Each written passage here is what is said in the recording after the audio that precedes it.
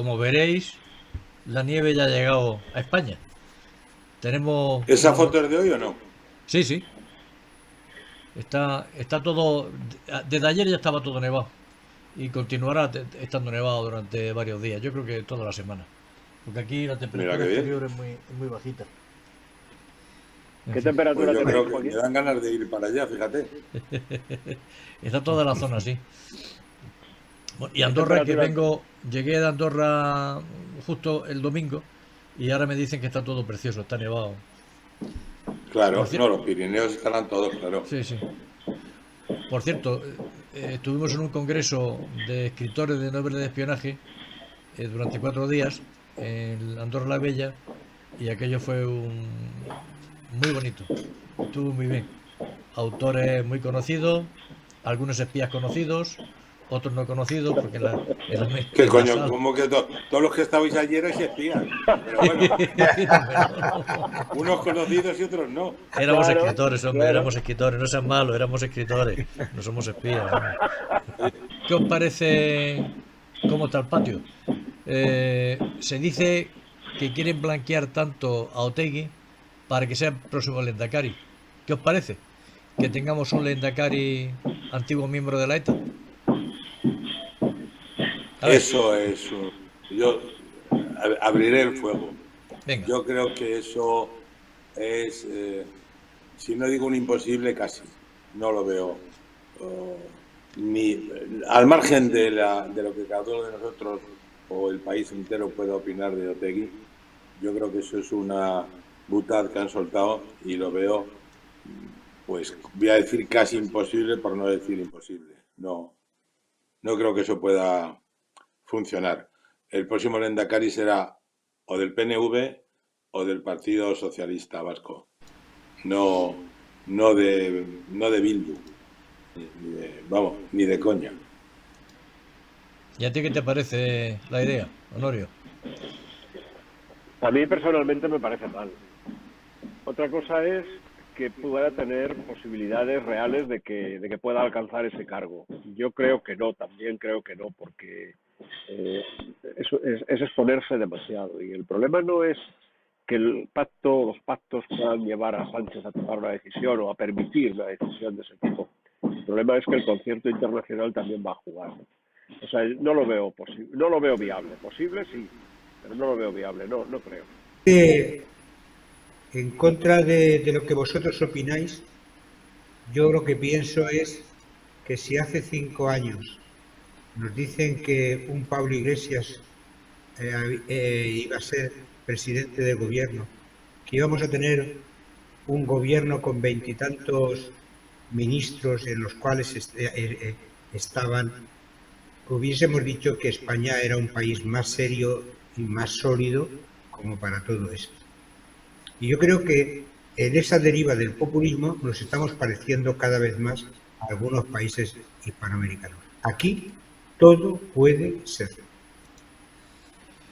Otro tema. No, no. No es Yo, comparable. Jorge, a ver, que un partido neocomunista o de origen marxista o de tendencias marxistas, que en definitiva es una coalición de diversas corrientes, vamos a decir, marxistas del siglo XXI, pudiera ser, no, era una posibilidad. Lo ha estado en Italia, ¿por qué no? En España. De ahí a Bildu o a la CUP, hay una gran diferencia. Ahora, que Bildu esté en un gobierno autonómico, pues podría ser. Digo, vamos, en un gobierno autonómico vasco. Difícil, difícil, pero ahí diría yo que, bueno, puede haber alguna posibilidad siempre que se diera una circunstancia que no es muy lógica ni probable, pero sí posible. Y es que se hundiera el Partido Socialista Vasco o se hundiera el PNV, uno de los dos, y el otro tuviera que recurrir para formar mayoría a los herederos de Ribatasuna.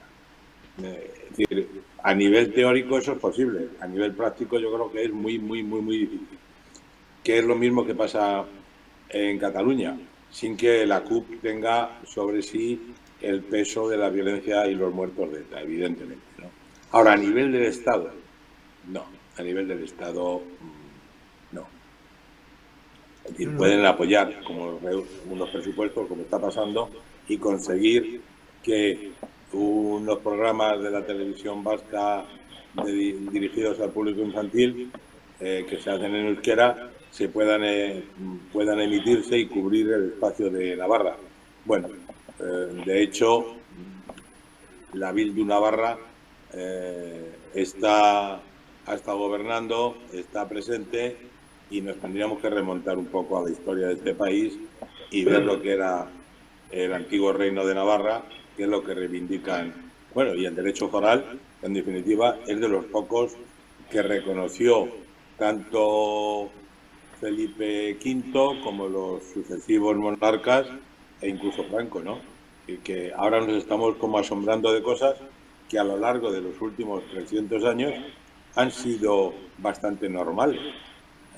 Las cargamos con una intención que va más allá de la lógica. Yo no creo ahora que vaya a haber ninguna república bolivariana en España, vamos, en Europa, y tampoco que vaya a ser España. Estamos a años luz. Es decir, aquí hay una Europa con todas las deficiencias que queramos, pero funciona, pues digamos que aceptablemente. Hay una OTAN, y no. Bueno, si somos un poco sensatos, yo creo que todas esas cosas hay que dejarlas a un lado e ir a lo posible y a lo razonable, que es que nos preocupemos y que el país se preocupe y los gobernantes se preocupen del paro, de la sanidad, de la educación, de las pensiones, y que se dejen de hacerse, como diría un clásico, pajas mentales con otros temas. Oiga, hábleme usted de cómo va a mantener las pensiones. Dígame usted si de verdad quiere llevar la edad de jubilación a los 70 años. Dígame cómo se va a nutrir el fondo de pensiones, en el cual ahora mismo prácticamente yo creo que le debe de ver al gobierno, aunque sea una contradicción, algo así como 70 o 80 mil millones de euros. ¿Cómo vamos a conseguir financiación dentro de unos meses cuando el Banco Central diga, bueno, ya está bien, ustedes me deben 400.000 millones de euros, España en su conjunto, y a este ritmo ustedes no me lo van a pagar nunca? Así que, ¿cómo lo hacemos? Si la educación va a seguir degradándose de la manera que lo está haciendo tras los sucesivos planes de los gobiernos y sin que las comunidades autónomas que tienen esas transferencias hechas hagan nada. Eso es lo que yo creo que a los 46 millones de españoles nos interesa. Y luego hay una minoría que a lo mejor no llega ni a los 10.000, o voy a decir, venga, 20.000 españoles que están, digamos, metidos dentro de lo que es el engranaje del Estado, empezando por los partidos, los gobiernos, las asambleas o parlamentos regionales, y que están confortablemente sentados en sus sillones. Pero vale. Esto no me cuente sus historias. Oye, y del tema de la señora, del grupo de señora que encabeza Yolanda Díaz, que quiere hacer un partido, que se presentaron en Valencia, ¿eso qué opináis? A ver, Jorge, empieza tú. Bueno, yo pero voy a dejar que Honorio y Jorge digan, porque si... Venga, que empiece Jorge, pues, venga. Pues que el feminismo se ha acabado. Ahora estamos en el embrismo, con todas sus enormes contradicciones. Y ahí, en esa foto, te encuentras a una señora musulmana, que sería la antítesis de lo que es el feminismo, y te encuentras otra vez más a personas que han pasado por el cirujano estético, que es lo que hace el comunismo. Cuando ya parece que se le puede desenmascarar, se van al cirujano plástico, les hace un lifting y aparecen de nuevo como una ideología salvadora, redentora, etcétera, etcétera, cuando realmente es una ideología antidemocrática y responsable de millones de muertos y de deportaciones. Y hay que mirarlo así, sin más, con la absoluta frialdad, sin temor a lo que dice, antes ha dicho Raúl, pero con toda la contundencia necesaria. Hay que dejarse de decir medias palabras, hay que hablar con mucha contundencia.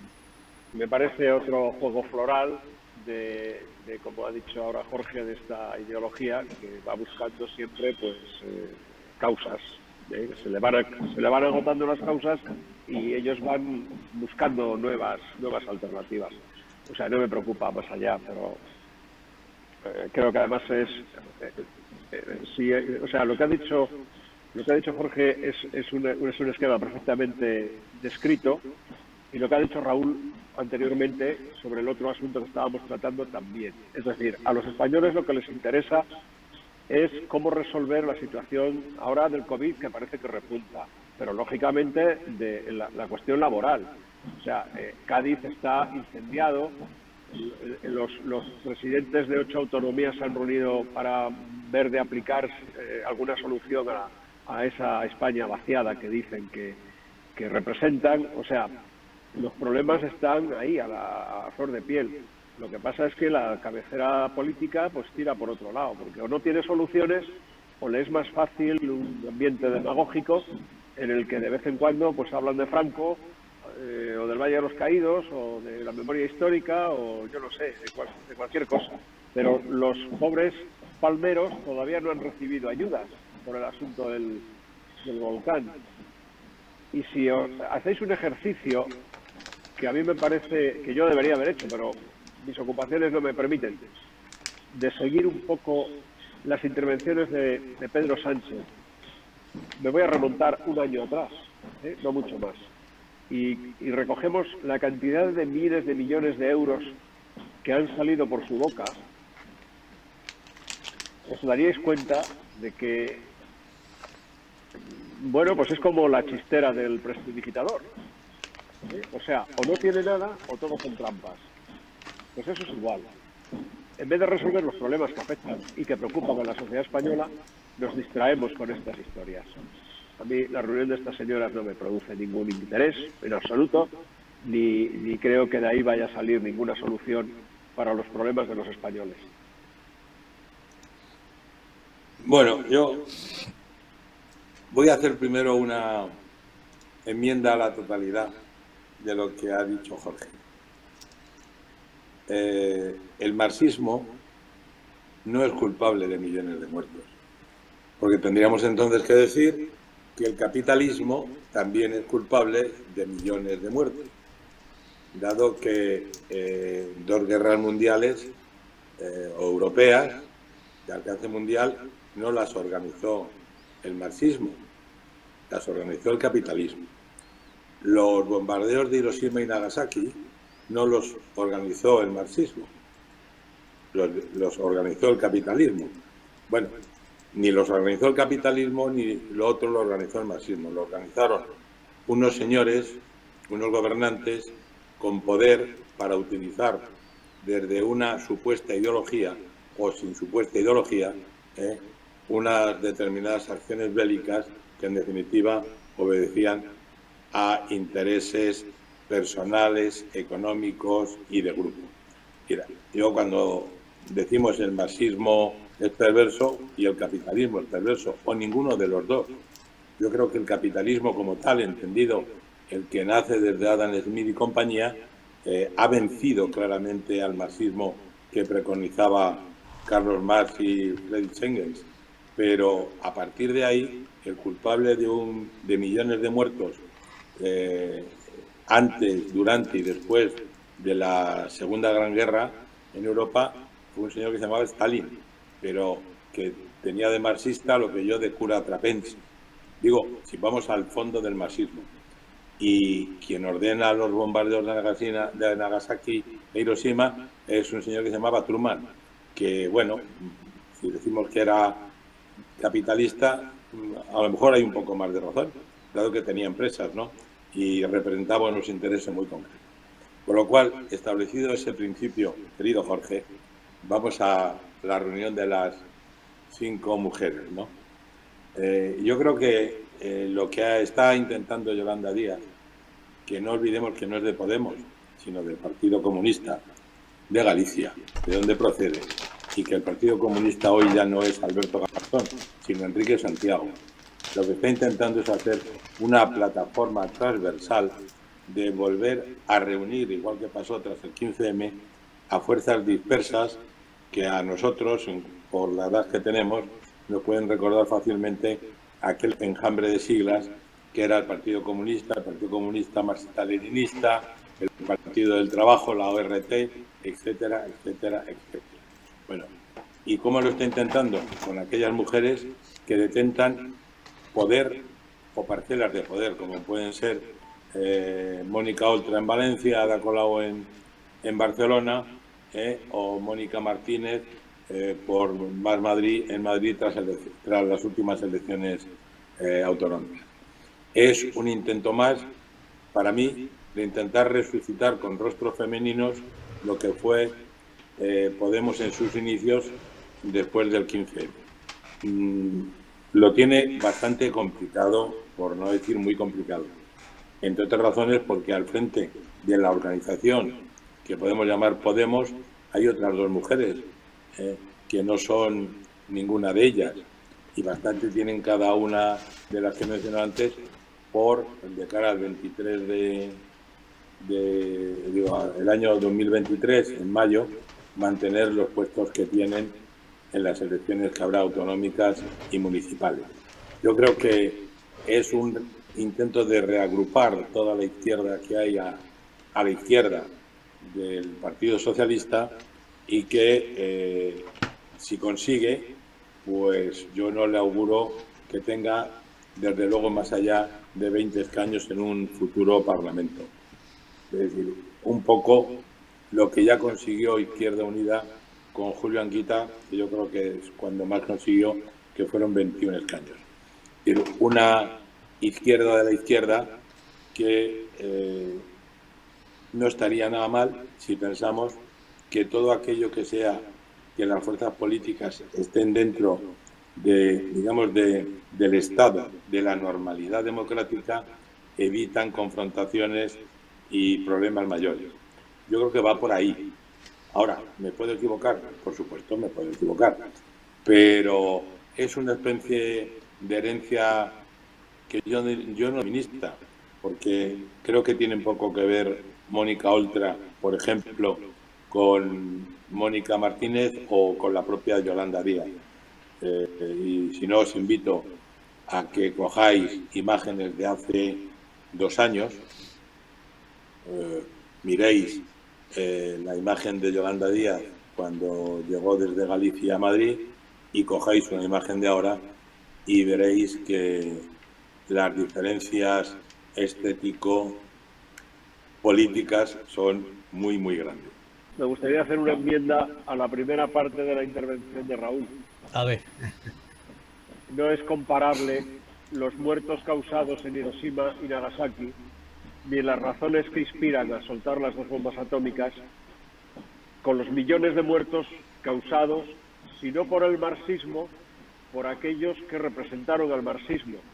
No, vamos, es que no es comparable con las cifras de Stalin, pero es que dejo media docena de dictadores más, Mao, Poltón, los Castro incluso, etcétera, etcétera. No son comparables. O sea, el marxismo, cuya teoría probablemente de forma séptica podemos llegar a entender, pero solo llegar a entender, es una doctrina política que invoca a la lucha de clases, a la falta de respeto a la propiedad privada y por lo tanto a la falta de respeto de la libertad. Todo lo contrario de lo que permite el capitalismo. Y yo no quiero ser representante del capitalismo, que a mí tampoco me gusta. Pero yo creo que es preciso, digamos, puntualizar ese principio. Y en lo demás me parece bien. Acepto la versión de Ron. Oye, ¿qué os parece? Y además solamente un matiz, solo un matiz. Venga. No es lo mismo un tema en guerra, porque hubo muertos, por ejemplo, en nuestra guerra civil, no es lo mismo en guerra que en la paz. Y los muertos han sido de sus propios compatriotas, de Stalin, y las deportaciones en el periodo del terror, donde murieron millones de personas. Y eso no tiene comparación con un tema de guerra. La guerra son abominables, pero realmente, pero producen muertos. Pero lo otro, no, lo otro ha sido por causas políticas. Maltrato, Todas las provocando guerras, hambrunas contra la población. Jorge, las guerras parece que es que son ajenas a... No, las guerras No. las hacen, las promueven, las lanzan los políticos y todas lo que buscan son intereses económicos, obedecen a intereses económicos. Todas las guerras. Y Totalmente yo, de acuerdo. obviamente, y por supuesto, no voy a, ni se me ocurre, vamos, en mis peores sueños, en reivindicar o defender figuras como Stalin, Pol Pot, e incluso, si queremos, llegar a los hermanos Castro. Está claro que no. Pero tampoco quiero defender,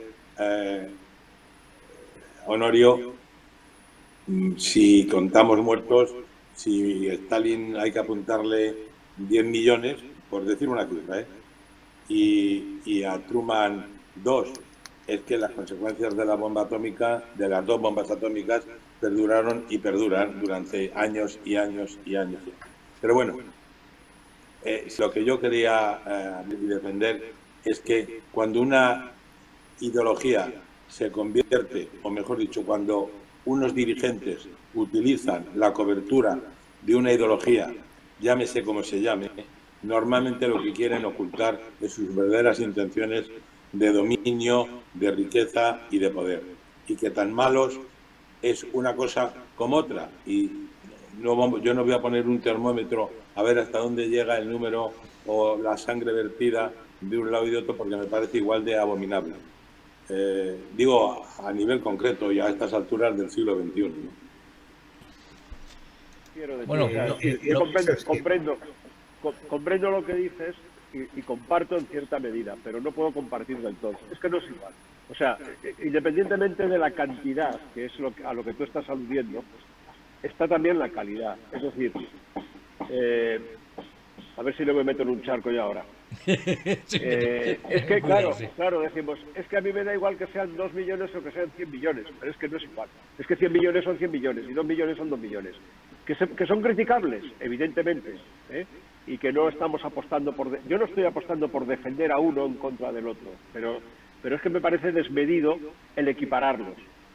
O sea, es como cuando decían, es que todos los políticos roban. No, de momento solo han robado los del PSOE, ahora ya no. Ahora ya se ha demostrado que no, pero cuando se decía eso hace 20 o 30 años, no sé si os acordáis, es que todos roban. No, los que han robado son los del PSOE, hasta ahora. Luego vendrán los otros y robarán también, pero hasta ahora no. Pues es lo mismo, es decir, es que es lo mismo, no es lo mismo. 2 millones son 2 millones y 100 millones son 100 millones. Y volviendo a Hiroshima y Nagasaki, y yo sigo intentando entender, ¿no?, las razones. En una guerra no hay una norma ética de conducta, todo vale con tal de ganar. Es cierto que las consecuencias fueron terribles, años después, y no fueron terribles para las familias de los marineros muertos en Pearl Harbor. O sea, es que, dice el general Muro Benayas, los soldados son de la patria y los muertos son de las familias. O sea, el dolor por la muerte es muy tremendo. Entonces, por eso no se pueden justificar medidas, porque cada uno golpea con la fuerza que tiene y con la fuerza que dispone. Hiroshima y Nagasaki hicieron comprender a los japoneses que no eran los hijos del sol, que eran mortales como todos los demás. Y no vamos a entrar en más debate. Venga, vamos a irnos a temas más cercanos. Oye, ¿qué os parece la guerra que tenemos en Madrid con Ayuso y Casado? ¿Qué hay detrás? ¿Qué veis? No, ¿Qué Casado no. acabar? Casado no. Está El lanzador de aceitunas. ¿Cómo? Que con Casado no, con el lanzador de aceitunas. Casado es un bien queda, que siempre está en la equidistancia. El que ha jugado fuerte es el lanzador de aceitunas. Sí, habrá jugado fuerte, pero la guerra es Casado Ayuso. Detrás de esto lo que parece es que aparentemente es un tema de celos. Bueno, no del de las lamentable. aceitunas. Es la Está mentira. Joaquín, Dime, está jugando con ventaja, ¿por qué? Ah, bueno. porque tú sabes, eh, no la única, pero posiblemente una de las razones más poderosas para este enfrentamiento absurdo dentro del PP. Pero ya se ha publicado, o sea, ya es conocido. No, no. Bueno, yo creo que sí se ha publicado, vamos. Está, bueno, a ver, Venga. si ponemos en un papel que Casado y Ayuso, no Teodoro García Egea, ni Miguel Ángel Rodríguez, ni nadie, no. Casado y Ayuso, que son las cabezas de este enfrentamiento, por mucho que detrás de ellos pueda haber 1, 2, 3 o 25, me da igual. Y tengan el cargo de secretario general o de jefe de gabinete. Al final los responsables son los que dan y dirigen, dan la cara y dirigen a sus equipos. Y si es absurdo esta guerra, porque es una guerra que se podría acabar simplemente con 9 palabras, que además no tiene sentido que Casado, pudiendo apoyarse en Isabel Díaz Ayuso y el éxito conseguido en mayo y la proyección que tiene para que le suba a él hacia su objetivo, que es llegar a la Moncloa cuando haya elecciones generales, de que se empeñe en cuestionarla y en, digamos, ir en contra de lo que en el resto de las comunidades es, si no norma, sí costumbre. Y es que si estás en la presidencia de esa autonomía y eres del Partido Popular, eres el presidente del Partido Popular en esa autonomía. Pasa en Murcia, pasa en Castilla y León, pasa en Andalucía y sin embargo en Madrid, dice, ¿y en Madrid por qué no? Entonces, como no hay ninguna razón objetiva, tenemos que pensar que hay otras razones. Y en esas otras razones no juega ni Teodoro García Egea, ni Miguel Ángel Rodríguez, ni Javier Laschetti, ni Cayetana Álvarez de Toledo, ni Esperanza Aguirre. Juegan directamente Isabel y Pablo. Y Pablo, Isabel. Y a lo mejor si nos remontamos a su etapa de nuevas generaciones, encontramos una de las grandes respuestas. Y ahí lo dejo.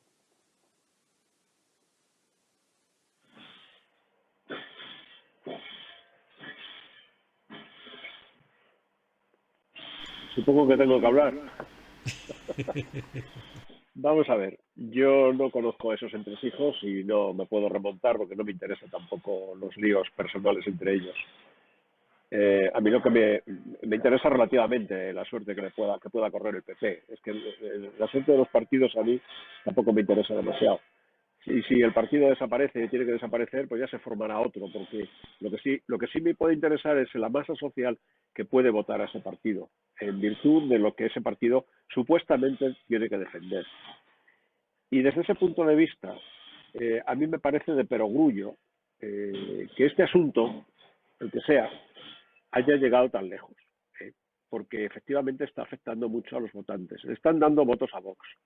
No me parece mal, esto es el juego de la política, pero no sé si son conscientes del sinsabor amargo, el sinsabor, no, el sabor amargo que dejan en muchos de sus votantes.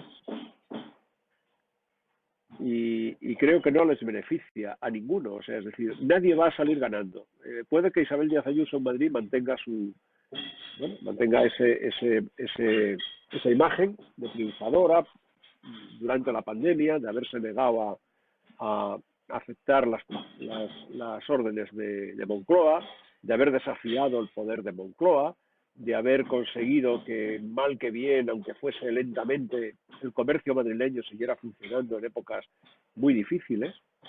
En fin, puede ser que ella siga ganando en la Comunidad de Madrid, pero a la larga no les va a beneficiar a ninguno de los dos. Y yo no sé qué parte de culpa pueda tener Miguel Ángel Rodríguez o el propio Teodoro o el propio Almeida, que está ahí como de tapado también, sin saber a dónde tira. No sé qué parte de culpa, pero lo que sí sé es que no deberían de haber llegado al punto que han llegado y deberían buscar una solución pensando en el electorado y pensando en la responsabilidad que tienen por delante. Ahora, me da, y esto es una apreciación personal, que Casado no tiene capacidad ni personalidad para ser alternativa al poder y llegar a la Moncloa. Me da que el Partido Popular tiene que buscar otro líder con más carisma, con las ideas más claras y con más vocación. Esto. Bueno, yo que he estado muy en desacuerdo con Celia Villalobos, dijo cuando terminaron el tema de las elecciones que Casado, que era una promesa, era muy pronto para él para acceder a un puesto de esa responsabilidad. Una vez más, la cobardía, y ahora ha salido hace poco la cobardía de Rajoy, porque el presidente gallego ha confesado que él no dio el salto a Madrid porque no vio a un Rajoy dispuesto a apoyarle. Lo cierto es que en ese triunvirato, que sería Feijóo, Soraya y Cospedal, pues realmente ahí te encuentras a tres personas hechas. Pues vas a estar de acuerdo o desacuerdo, eso me da exactamente igual, pero unas personas con una formación universitaria y técnica importante y habiendo desarrollado puestos de gestión y de gobierno. Las tres. Y en cambio nombran a un chiquito bonito que había estado en la Vicesecretaría de Comunicación, que se relacionaba con los periodistas, guapito y que habla bien. Ya, pero gestionar y gobernar un país de 47 millones de personas, la cuarta potencia de la Unión Europea, y la decimos ya no sé cuánto, porque como vamos para abajo del mundo, hace falta una persona, porque si no lo que reproducimos es lo mismo que le estamos achacando a este gobierno actual. Amateurs y personas de tercera división no pueden estar en la Champions League.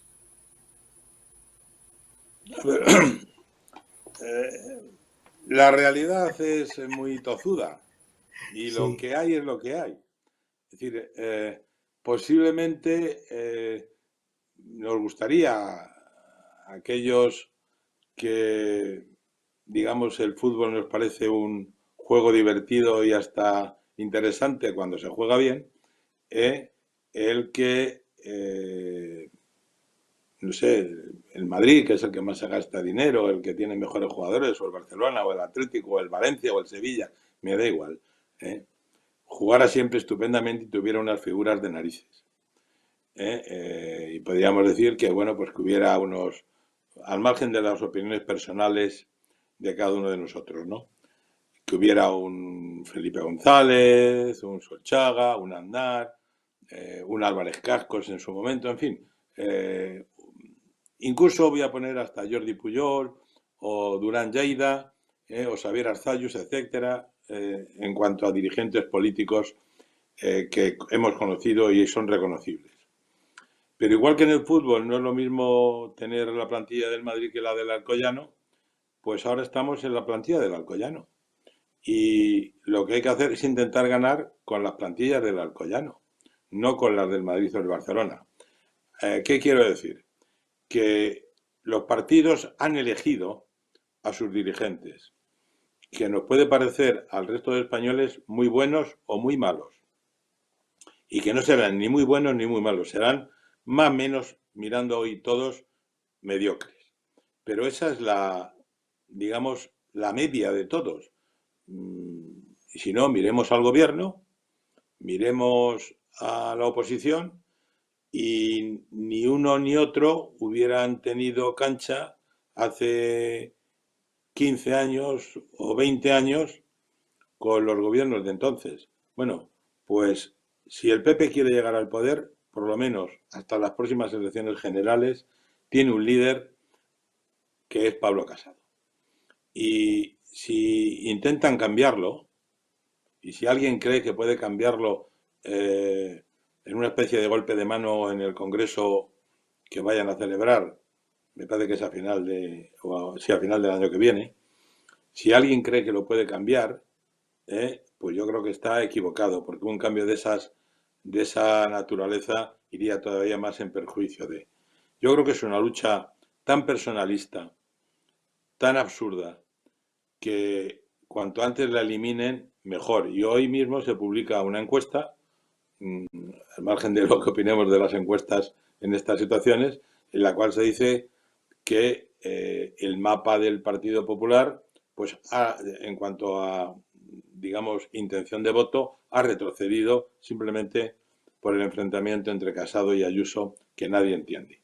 Pero si yo tengo que valorar a los dirigentes políticos, pues no creo que Ayuso sea o esté mejor preparada que Pablo Casado. Digo, para gobernar este país. Porque al final no es tanto gobernar el país como rodearse de un equipo para gobernar el país. Es decir, esto no es un tema de un dirigente. No hay ninguno ahora que tenga ese carisma que dice Jorge. Y lo que tiene es, por ejemplo, y yo creo que eso sí que es comprensible y visible, vamos a ver quién tiene más mala milk. La tiene mucho más mala Pedro Sánchez que Pablo Casado. Eso es verdad. Y digamos, no duda en cortar cabezas, y Pablo Casado sí. Ese puede ser una diferencia entre los dos, incluso una diferencia que sea fundamental cuando llegue la hora de poner votos en las urnas, ¿eh? Bueno, yo realmente no lo estaba viendo desde la perspectiva a Díaz Ayuso y Casado, sino realmente Casado dentro del contexto. Es decir, Casado es el que nombra a Teodoro, y Teodoro está demostrando que no está tampoco, es decir, que el equipo, que es lo que tú dices, que es la verdad. Aznar es un tipo antipático y es un tipo desagradable, pero que se rodeó de gente mejor que él. Yo estoy de acuerdo totalmente contigo, que no es una persona, es un equipo. Y lo de Pedro Sánchez es que con el equipo que se ha rodeado es del mismo cariz o peor que él todavía.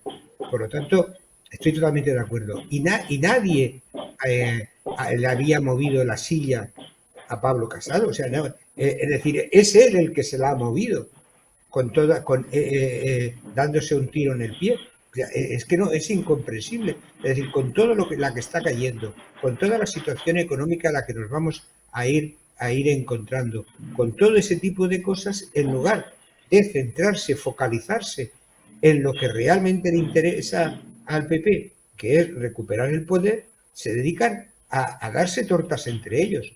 Y eso lo que demuestra es el poquísimo nivel que tienen como líderes. Digo ya que concluimos esta reunión y para la próxima, porque nos hemos pasado a 41 minutos.